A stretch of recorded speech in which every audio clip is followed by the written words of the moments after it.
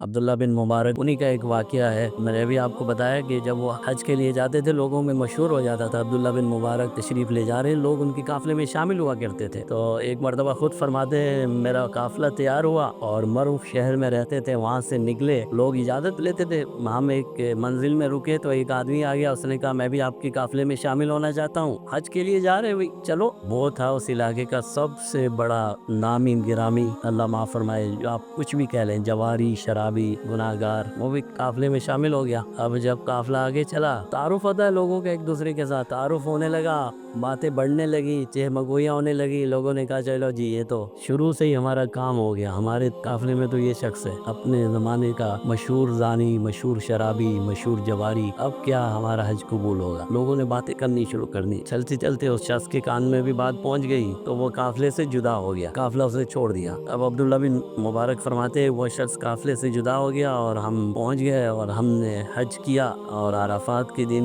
میں بیٹھا ہوا تھا تو وہ یار رات کے دن مزدلفہ کی رات مجھے خواب آیا، فرشتہ آیا ہے اور ایک نے دوسرے سے پوچھا بھائی کہو اس سال کا کیا رہا، اس نے کہا ایک شخص کی وجہ سے سب کی مغفرت ہو گئی، اور مجھے قبہ دکھایا گیا۔ قبہ اس زمانے میں یہ جھونپڑیاں ہوتی تھی، اس طرح تو نہیں تھا ماحول، اس کے اندر جو شخص ہے نا اس کی وجہ سے سب کی مغفرت ہوگی۔ فرماتے میری آنکھ کھلی، میں نے تو کہا یار دیکھیں تو صحیح کون ہے، میں نے اپنے ساتھیوں کو لیا اور ڈھونڈتے ڈھونڈتے مجھے آخر وہ جھونپڑی مل گئی، اور میں اندر آیا تو ایک شخص نہیں ہوں، چادر لی ہوئی ہے اور بیٹھا ہے۔ میں نے کہا کہ بھائی میں نے تو یہ خواب دیکھا ہے کہ آپ کی وجہ سے سب کی مغفرت بھی ہے، پتہ نہیں کتنے اللہ والے بزرگ ہیں آپ اپنا چہرہ تو دکھائیے۔ انہوں نے کہا عبداللہ چھوڑ دے، جانے دے۔ میں نے اصرار کیا، انہوں نے انکار کیا، بالآخر میرے اصرار پر انہوں نے اپنا چہرہ دکھایا تو وہی شخص